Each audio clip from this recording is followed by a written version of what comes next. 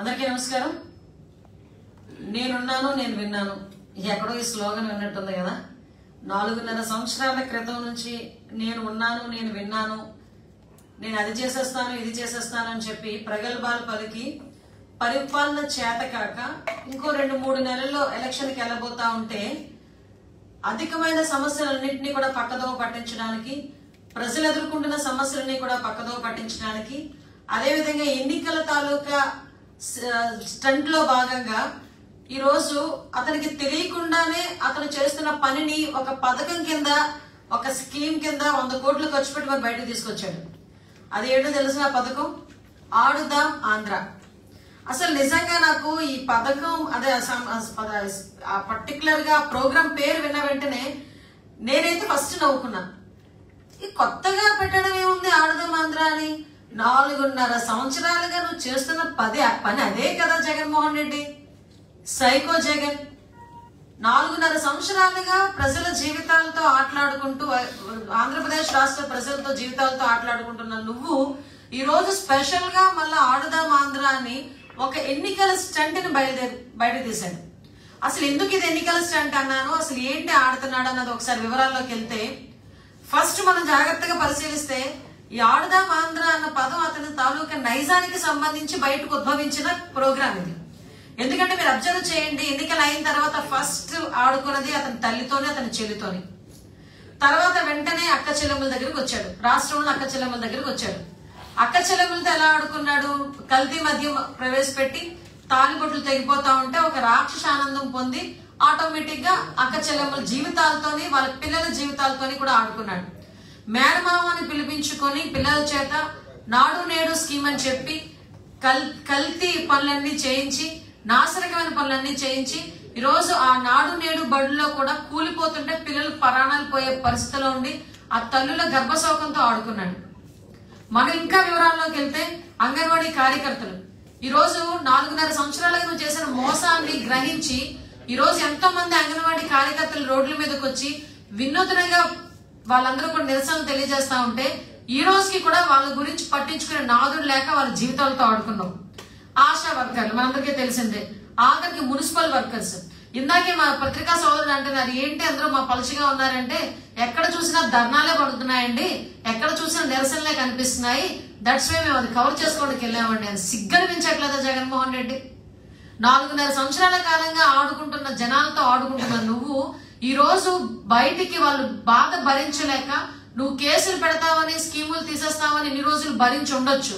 కానీ ఈ రోజు ఆ కడుపు మంట భరించలేక, వాళ్ళ కష్టాలను భరించలేక ఈ రోజు బయటకు వచ్చి నీ మీద నిరసన తెలియజేస్తా ఉంటే అవన్నీ పక్కన పెట్టేసి దా క్రికెట్ బ్యాట్ పట్టరా, హాకీ బ్యాట్ పట్టరా, ఆడుకుందాం అని చెప్పి మాట్లాడుతున్నావు.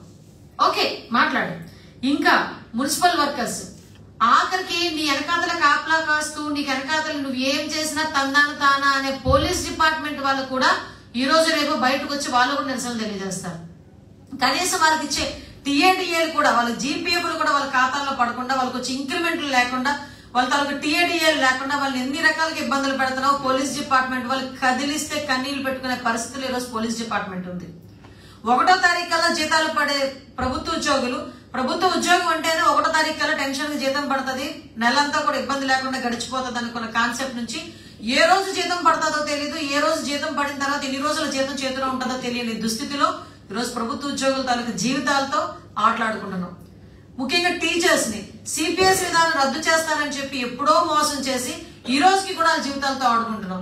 ఇలా కనుక నేను మాట్లాడుకుంటూ పోతే డాక్టర్స్, దళితుల జీవితాలతో ఆడుకున్నావు, బీసీల జీవితాలతో ఆడుకున్నావు, మైనార్టీ జీవితాలతో ఆడుకున్నావు, పోలవరం లేక రైతుల జీవితాలతో ఆటలాడుకున్నావు, అమరావతి రాజధాని లేకుండా ఈ రోజు అమరావతి రైతుల జీవితాలతో ఆడుకున్నావు, ఆఖరికి మధ్యతరగతి జీవితాలతో విపరీతమైన ధరలు పెంచేసి మధ్యతరగతి జీవితాలతో ఆడుకున్నావు, భవన నిర్మాణ కార్మికులు, కాంట్రాక్ట్ ఉద్యోగులు. ఆఖరికి ఎంత దారుణం అంటే జబ్బు పడి హాస్పిటల్కి వెళ్తే హాస్పిటల్లో నువ్వు ఎంతో ప్రతిష్టాత్మకంగా తీసుకునే ఆరోగ్యశ్రీ అనే పథకం కూడా 29వ తారీఖు నుంచి క్లోజ్ అయిపోతుంది. దారుణం అన్నమాట. ఎందుకో తెలుసా? డబ్బులు కట్టలేక 29వ తారీఖు నుంచి ఆరోగ్యశ్రీ పథకం కూడా క్లోజ్ అయిపోతుంది. ఇంత దారుణమైన పరిస్థితులు, ఇన్ని రకాలుగా జీవితాలతో ఆడేసుకొని ఈ రోజు మనం ఆడేసుకుందాం దా అంట, ఆడుకుందాం దా అంట. దానికి చాలా ప్రెస్టీజియస్ గా నిన్న ఎమ్మెల్యేలు, మంత్రులు, జగన్మోహన్ రెడ్డి బయటకు వచ్చి ఆఖరికి రోజారెడ్డి గారికి క్రికెట్ ఎలా ఆడాలో కూడా నేర్పించేస్తున్నాడు ఈయన. అంటే అఫ్ కోర్స్ ఇప్పటి వరకు కూడా ఎలా జీవితాలతో ఆడుకోవాలన్నది నీ అంత ఆట ప్రావీణ్యత ఇంకెవరికి ఉండదు. నిజంగా నీకు క్రీడల మీద అంత అభిమానం ఉండుంటే 4.5 సంవత్సరాలు ఏం చేసావు? మనోడు మనం అనుకోవచ్చు, యాక్చువల్ గా చాలా మంది క్రీడాకారులు కూడా అతను ప్రోత్సహించాడండో. ఎవరో తెలుసా? క్యాజినోలు ఆడించిన కొడాలి నాని, మంచి జాతీయ క్రీడ అనమాట అది క్యాజినో. తర్వాత ఏమో పేకాట క్లబ్బులు నడిపే గుమ్మనూరు జయరాము, బెట్టింగ్లు పెట్టే మొన్నటి వరకు మంత్రి అనిల్ కుమార్ యాదవ్, ఇలాంటి ఆనిముత్యాలను తయారు చేసే 4.5 సంవత్సరాల పేకాట ఆడే వాళ్ళని, కోడి పందాలు చేసే వాళ్ళని, అది గుండాట ఆడే వాళ్ళని, లేకపోతే ఇంకోటి ఏంటది పేకాట క్లబ్బులు నడిపే వాళ్ళని, క్యాజినోలు నడిపే వాళ్ళని, ఇలాంటి ఆటలు జాతీయ క్రీడల స్థాయిలో తీసుకెళ్లి 4.5 సంవత్సరాల్లో ఇప్పుడు అది కాదు, ఇప్పుడు క్రికెట్ ఆడదాం, ఇప్పుడు హాకీ ఆడదాం అని చెప్పి రమ్మంటున్నాడు. ఇందులో జోక్ ఏంటంటే ఏదైనా ఒక ఆట ఆడుకోవడానికి, నేను జనరల్ గా నేనే సర్కాస్టిక్ గా మాట్లాడలేదు, నేను మామూలుగా మాట్లాడుతాను. ఏదైనా గేమ్ ఆడుకోవడానికి ఒక గ్రౌండ్ ఉండాలి, ప్లేయర్స్ ఉండాలి, ఎక్విప్మెంట్ ఉండాలి, ట్రైనర్స్ ఉండాలి, కోచ్ ఉండాలి, ఇలాంటి సంథింగ్ ఒక ఎస్టాబ్లిష్మెంట్ అంటూ ఉండాలి. కానీ మా ఆంధ్రప్రదేశ్ లో ఆడుదాం ఆంధ్ర అని ప్రోగ్రామ్ ఉంటది, దానికి 100 కోట్ల ఖర్చు ఉంటది, దానికి ఆ శాఖకి వాలీబాల్ కి ఏంటది బాస్కెట్బాల్ కి తేడా తెలియని ఒక మంత్రి ఉంటది. ఆ మంత్రికి వాలీబాల్ కి బాస్కెట్బాల్ కి కూడా తేడా తెలియదు. ఆ మంత్రి క్రీడా శాఖ మంత్రి, ఆవిడకి 100 కోట్లు శాంక్షన్ చేసి ఆల్ ఆఫ్ సడన్ ఆడుదాం ఆంధ్ర. ఓకే ఆడేద్దాం. ఎవరితో ఆడదాం? ఆడుదాం ఆంధ్ర. మీరు అబ్జర్వ్ చేయండి, ఇందాక నేను అన్నాను ఎన్నికల స్టంట్ అన్నాను, ఎందుకంటున్నానో చెప్తాను. ఈ ఆడుదాం ఆంధ్రలో 15 సంవత్సరాల లోపున పిల్లలు రిజిస్ట్రేషన్ చేసుకోకూడదు. నాకు తెలిసి చిన్నపిల్లలే ఆడుకుంటారు, పెద్దవాళ్ళు కూడా ఆడుకుంటారు. ఎప్పుడు ఆడుకుంటారు? వాళ్ళకంటూ ఒక స్పోర్ట్స్ క్లబ్స్ ఏర్పాటు చేసి, వాళ్ళకంటూ ఒక ట్రైనర్స్ చెప్పి, వాళ్ళకంటూ ఒక గ్రౌండ్లు ఇచ్చి, వాళ్ళకంటూ ఎక్విప్మెంట్ ఇచ్చి, పేదవాళ్ళ దగ్గరికి శిక్షణ ఇచ్చి ఒక క్రీడాకారులు తయారు చేయాలనేది ఒక కాన్సెప్ట్, గవర్నమెంట్ తాలూకా కాన్సెప్ట్. కానీ ఈ రోజు ఏంటి, దాన్ని ఎన్నికలకి ఎలా టర్నప్ చేయాలి? 15 సంవత్సరాలు దాటిన వాళ్ళు మాత్రమే రిజిస్ట్రేషన్స్ కింద చేసుకోవాలి. సుమారుగా 15,000 సచివాలయాల్లో ఈ రోజు ఈ ఆడుదాం ఆంధ్ర కార్యక్రమం జరిగారంట. 15,000 సచివాలయాల్లో నేను ఛాలెంజ్ చేసి అడుగుతున్నాను, మినిమం 5,000 గ్రామాల్లో గ్రౌండ్స్ ఉన్నాయా? 5,000 గ్రామాల్లో గ్రౌండ్స్ ఉన్నాయా? కనీసం స్కూల్లో గ్రౌండ్. ఇక్కడ నేను ఎందుకు మెన్షన్ చేస్తున్నానంటే, నువ్వు అంత క్రీడల మీద మోజు ఉంది, క్రీడాకారులు తయారు చేసిన ఉత్సుకత ఉంది నీకు అనుకుంటే, స్కూల్లో ఉన్న గ్రౌండ్స్ ని హౌసింగ్ కింద ఎందుకు టర్నప్ చేసావు? హైకోర్టు ఆదేశాలు ఇచ్చింది కాబట్టే కదా మళ్ళీ తీసుకొచ్చి ఇచ్చావు నువ్వు. అది ఈ రోజు వరకు కూడా ఎంత దారుణమైన పరిస్థితులు అంటే, స్కూల్ గ్రౌండ్స్ ని హౌసింగ్ స్కీములకి ప్లాట్లెస్ అమ్మేశాడు, ఇచ్చేసుకుందాం చెప్పి రెడీ అయిపోయాడు. ఆఖరికి దానికి హైకోర్టుల కింద వెళ్ళి హైకోర్టుల నుంచి ఆర్డర్ తెచ్చుకుంటేనే కానీ ఆపుకోలేని పరిస్థితి. నువ్వు ఈ రోజు ఆడదాం ఆంధ్ర అని చెప్పి బయటకు వచ్చేస్తానంటే మేము నమ్మాలి? ఒక్క దగ్గర మైదానాలు లేవు. యాక్చువల్ గా రీసెంట్ గా మీకు చెప్పాలి, నిన్ననే మనోడు Loyola college, Nallapadu Loyola college లో అనుకుంటా గుంటూరులోని ఓపెన్ చేశాడు. పక్కనే బిఆర్ స్టేడియం అని గుంటూరులోనే ఉంది, మీకు తెలుసా? అది స్కూల్ గ్రౌండ్ లో ఓపెన్ చేశాడు. గుంటూరులోని బిఆర్ స్టేడియం అని ఉంది. ఆ బిఆర్ స్టేడియం ని కనీసం మరమ్మతులు కూడా నోచుకోలేదు.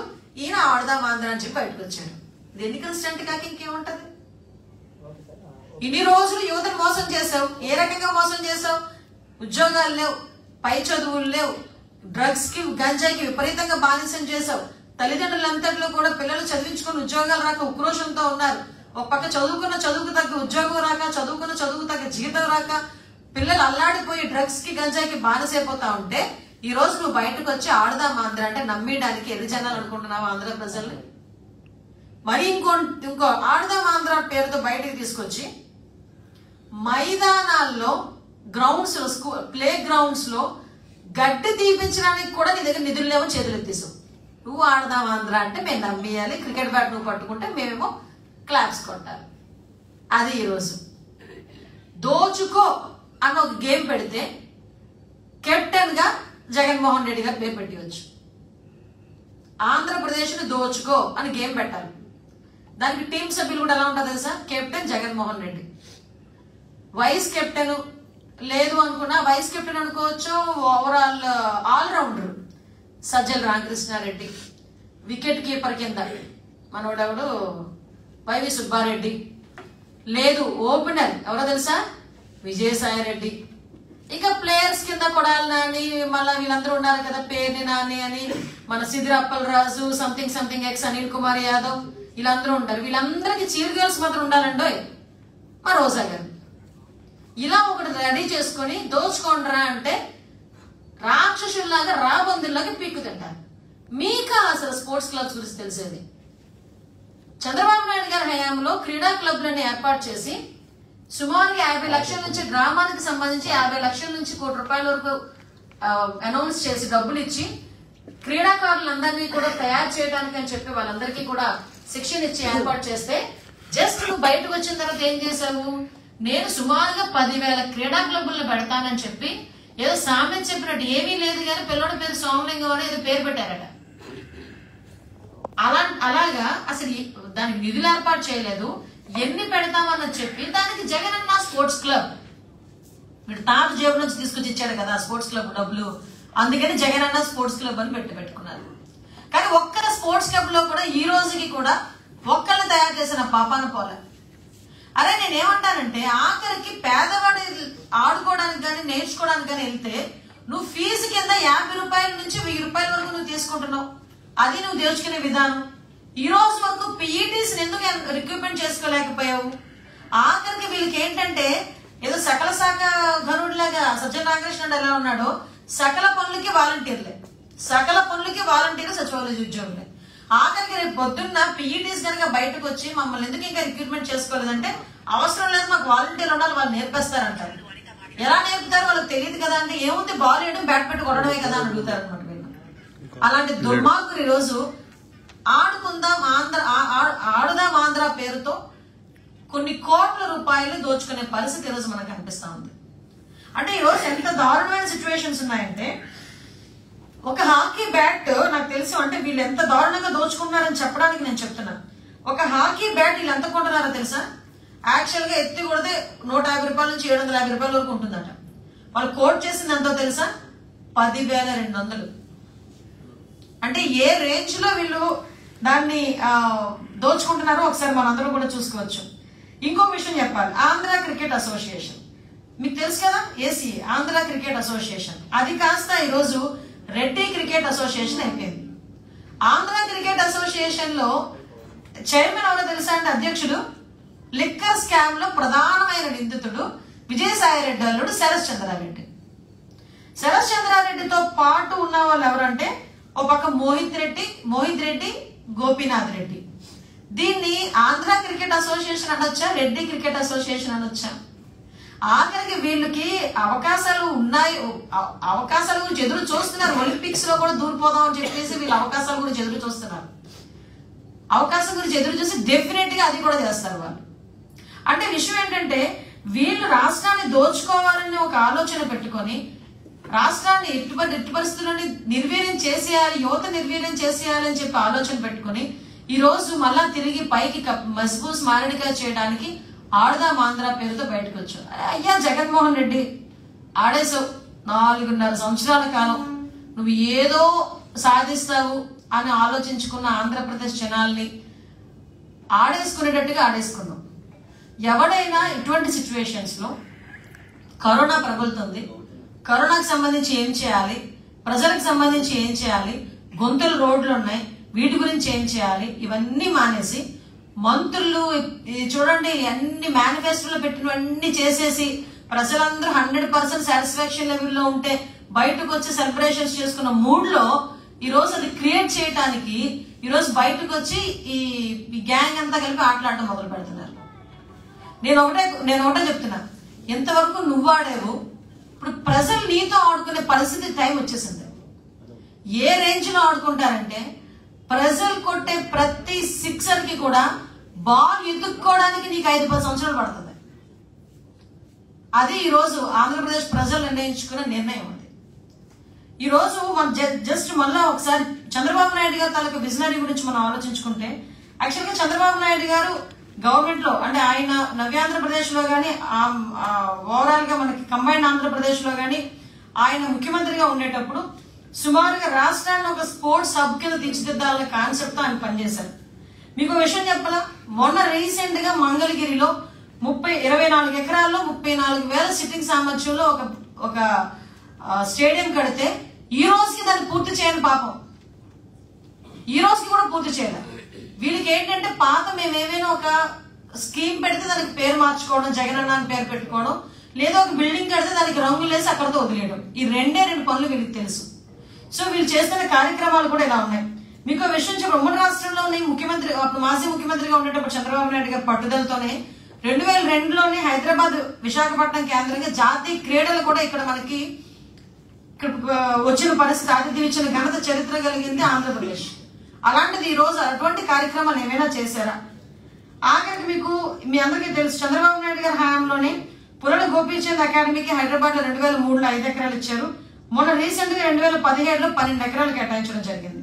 అంటే ఓవరాల్ గా ఇలాంటి ఇష్యూస్ చాలా చంద్రబాబు నాయుడు గారి హయాంలో క్రీడలను ప్రోత్సహించిన పరిస్థితి ఉన్నది. కర్ణ మల్లేశ్వరి గారిని కానీ, పివి సింధు, పుల్లల గోపీచంద్, కోనేరు హంపి, వీళ్ళందరూ అలా అటువంటి టైంలో మంచి హైప్ లో ఉండే పరిస్థితి వాళ్ళందరూ. అటువంటి వాళ్ళని ఒక్కరిని కూడా ఈరోజు ఎగ్జాంపుల్ గా చూపించుకోలేని దుస్థితి. చెప్పాను కదా, ఎగ్జాంపుల్ ఎందుకు చూపించుకోలేకపోతున్నారు? పేకాట hero Kodali Nani, betting hero Anil Kumar Yadav, అదేవిధంగా మనకి ఇంకొకరు ఎవరు, మనకి పేకాట క్లబ్లు గుమ్మడి జయరాం, గున్నూరు జయరాం, గున్నూరేనా అతని ఇంటి పేరు, గుమ్మనూరు జయరాం, ఇలాంటి వాళ్ళందరూ ఉండగా మనకెందుకు ఉంటారండి? అంటే ఈ మధ్యలో నేను చూస్తున్నాను, ఈ మధ్యలో ఎవరో 2-3 పంపించారు నాకు. జనాల జీవితాలతో ఆడుకోవడం ఒక ఎత్తు అయితే వీళ్ళు కూడా ఆటలాడుతున్నారంట. ఆటలాడి కూడా బొక్క బోర్లో పడిపోతున్నారంట కూడా, చాలా మంది చూశాను ఈ మధ్యకాలంలో. కాకపోతే ఏంటంటే నేను ఒకటే కోరుకుంటున్నా, ఇన్ని రోజులు మీరు ఆడుకున్నది వేరు, ఇప్పుడు ప్రజలు మీతో ఆడుకునేది ఎంత డిఫరెంట్ గా ఉంటదంటే ఒక కొత్త గేమ్ కి శ్రీకారం చుట్టడానికి ఆంధ్రప్రదేశ్ ప్రజలందరూ కూడా రెడీగా ఉన్నారు. అందులో బల అవ్వబోతున్నది కూడా జగన్మోహన్ రెడ్డి. నేను ఒకటే చెప్తున్నాం, ఇలాంటి ఆడదాం ఆంధ్ర పేరుతో దిక్కుమాలిన ప్రోగ్రామ్స్ అన్ని పెట్టి ఉన్న డబ్బుల్ని కూడా దుర్వినియోగం చేసి అందులో కూడా దోచుకోవాలని మీ కాన్సెప్ట్ ఏదైతే ఉన్నాయో అవన్నీ ఇక్కడతో క్లోజ్ చేయాలి. ఎందుకంటే రాబోయే గవర్నమెంట్ చంద్రబాబు నాయుడు గారి గవర్నమెంట్, తెలుగుదేశం పార్టీ గవర్నమెంట్, ఇంకా మీ ఆటలు ఇంకా చెల్లవు అని చెప్పడానికి ఇదొక వేదికగా నేను తీసుకుని మాట్లాడుతున్నాను.